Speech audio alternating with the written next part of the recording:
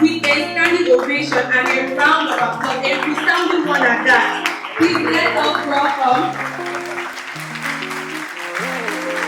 Hi guys, we are here live at the Rema Chapel in RCCG, the Redeemed Christian Church of God camp, and we're here on behalf of ACCA Africa Consumer Credit Academy, an initiative powered by CreditRegistry and Africa Credit Expo and supported by Afro-Exim Bank. And we're here today to touch young minds and teach them about financial literacy and how to make smart financial decisions and create wealth. So come along with us as we start today's program.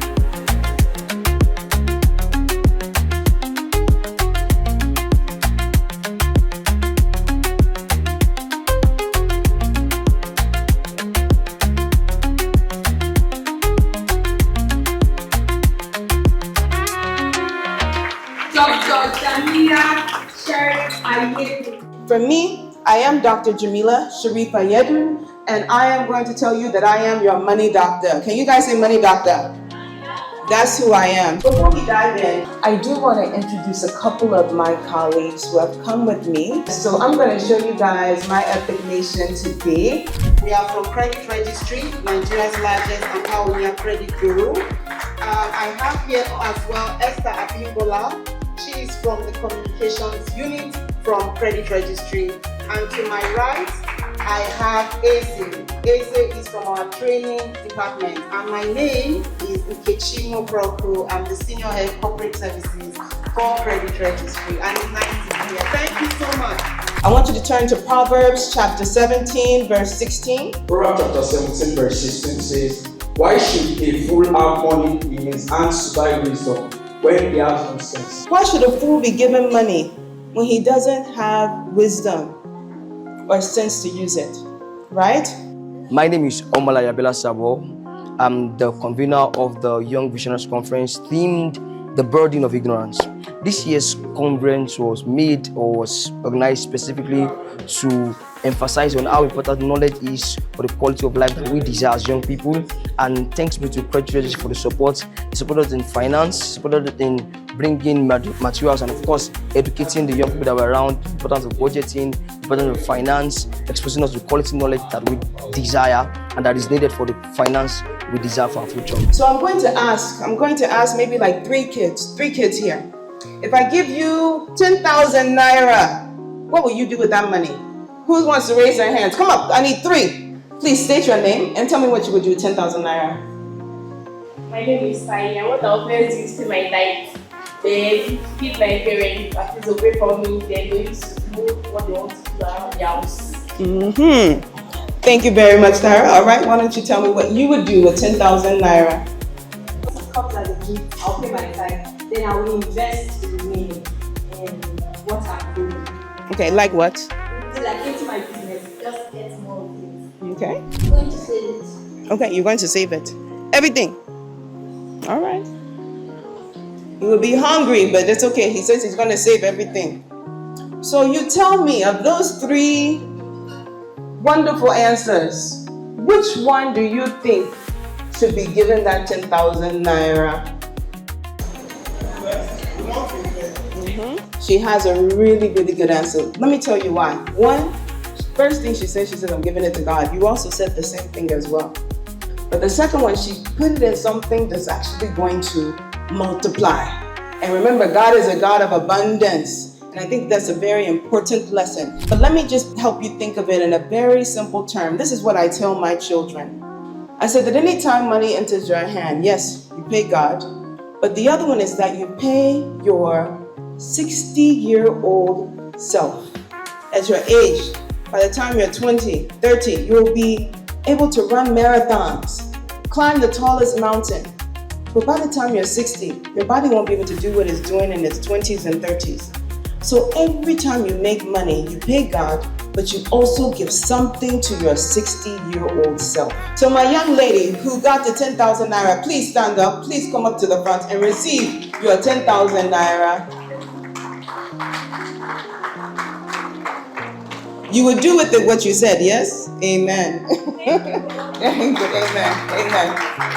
We are here today for what we call Project Launchpad. It was birthed from Africa Credit Expo, and we're able to bring up the educative arm of Africa Credit Expo, which is supposed to reach young minds like you and I, right? And help us to make smart financial decisions and be able to make our money work for us. You know that your money can work for you, right? So ACCA is put in place for people like you and I to be able to know, these measures, these things that we need to do to enable our money work for us and create wealth for ourselves rather than we working for our money. CCA? Yes, so quickly, let's look at what is abundance. We've heard it, said multiple times today. What is abundance? So abundance is recognizing God's sufficiency in all areas of your life, be it your religious side, be it your financial aspect, be it your health, be it everything. In fact, us being alive and being here today is out of God's generosity and abundance, right? We have been able to establish that there is a difference between ignorance and abundance. And my MD CEO made mention of the fact that when God was creating things, He made sure that His creation is in abundance. True or false? Good. Two also is your finance. Just like if you have 10,000 now, what you buy with 10,000 is always there, it's always available. You can get the latest watch, you can buy the latest sneakers, you can get even what you don't need. Before you can actually understand what I'm saying, we need to know what are those things that you think you need and what are those things that you feel you want. Need are the things you must have to live and function. Now, wants are the things you enjoy or desire, but you can actually live without them. So can I get one example from, if you have an understanding of what I just said, can I get someone to give me an example of a need? Shelter. Shelter is what? A need or a want? A need. Another person? Clothes. Everybody is wearing clothes, right? Do we need clothes? Beautiful. Let's move to wants. Can someone give me an example of a want? Phone. Thank you. Another person? A car as a want. Thank you. So after this training today, you are going to go home with the mindset that these are things I need to function. These are things I need. These are the things I want. So when you have income, when you have money, you'll be able to distinguish between these are the things I'm going to get. I don't need this one now.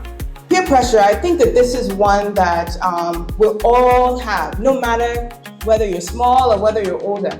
So it's a great thing to learn how to handle peer pressure, especially when it comes to your money. All right, thank you.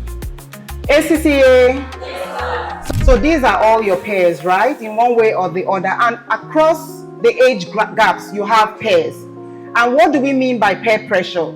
Peer pressure happens when your friends, classmates, fellowship mates, even social media makes you feel like you must do something or they would make you act in a certain way. So not all peer pressure is bad. And not all of them are good. And that is why we are here today to tell you how to be mindful of that. Ways you can see how peer pressure, affects you is, it affects the way you spend your money. How does peer pressure affect you? When you spend to impress, you see Mr. John comes out, or Brother John comes out with yellow sneakers to church. And then the next Sunday, you go and remove all your money in the savings just because you want to buy the same yellow sneakers Brother John wore to church. And then fear of missing out because 6 people in your group are having white sneakers. You too, you now rush to go and buy the same just because you do not want to look like you are the odd one out. Just borrowing because you want to impress, or borrowing just to apply pressure to is not needed. Or neglecting your goals just because your friends are going out to go and watch a movie. You follow them to watch a movie, forgetting that you have a goal to be the first in class. And being the first in class means that you must sacrifice time to read so that you can pass, is it not? But if you allow peer pressure to come in, then you now miss your goal that you have already set. So positive peer pressure include friends that encourage you to do the right thing. Like now you are in a right group. Today you could have been busy at home, doing nothing, playing ball, gisting with your friends. But your friends, your colleague, your fellowship mate told you come for this program. And now you have learned something. Have you not learned something? Very good. So friends that encourage you to save money or you imbibe positive attributes, those are good pairs.